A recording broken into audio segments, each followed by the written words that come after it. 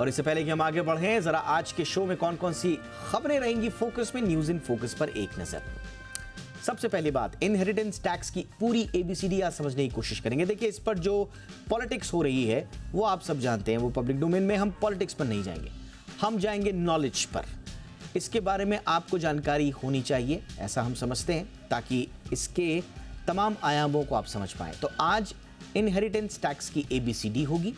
भारत में क्या इसकी स्थिति है, क्या थी, और विदेशों में इनहेरिटेंस टैक्स लगता है, नहीं लगता है, लगता है तो कितना लगता है, पूरी जानकारी आपको इसके बारे में देंगे। इसके अलावा जी पॉजिटिव में आज बात होगी न्यूज़ एजेंसी ANI की एक ताज़ा स्टडी की, जो बताती है कि भारत में 2017-18 की तुलना में 2022-23 में बेरोजगारी दर में सुधार देखने को मिला है, यानी कि बेरोजगारी घटी है।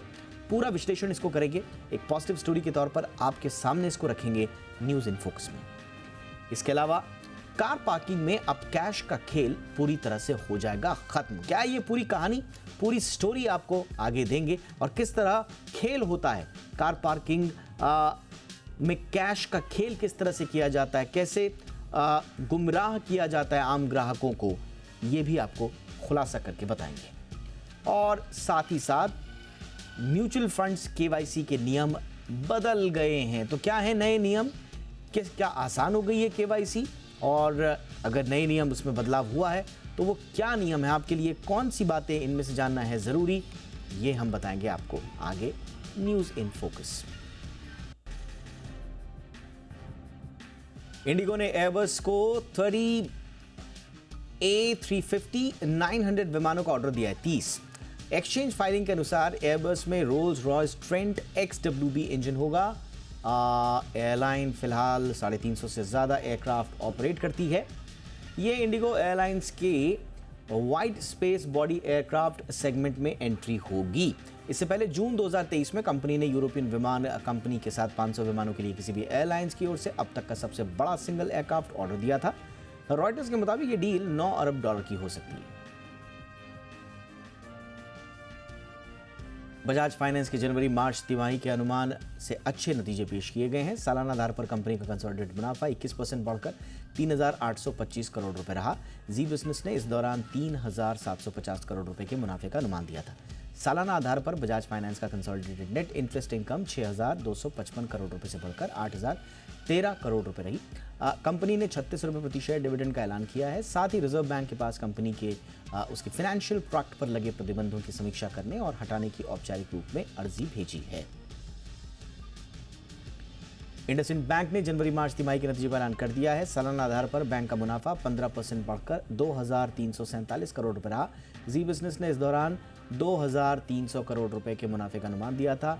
बैंक का नेट इंटरेस्ट मार्जिन सालाना आधार पर 4,669 करोड़ रुपए से बढ़कर 5,376 करोड़ रुपए रहा। इंडसइंड बैंक का ग्रॉस NPA बिना बदलाव के 1.92% और नेट NPA बिना बदलाव के 0.57% पर स्थिर रहा। बैंक ने 16.50 रुपए प्रति शेयर डिविडेंड का ऐलान किया है।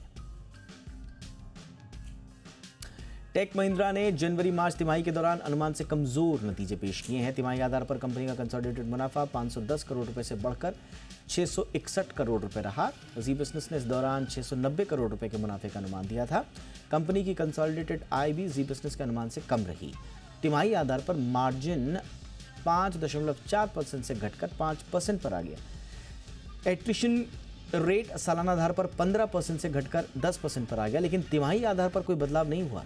कंपनी ने 28 रुपए प्रति शेयर अंतिम डिविडेंड का ऐलान किया है। FMCG सेक्टर की दिग्गज कंपनी नेस्ले इंडिया ने जनवरी-मार्च तिमाही के नतीजों का ऐलान कर दिया है। सालाना आधार पर कंपनी का कंसोलिडेटेड मुनाफा 27% बढ़कर 934 करोड़ रुपए रहा।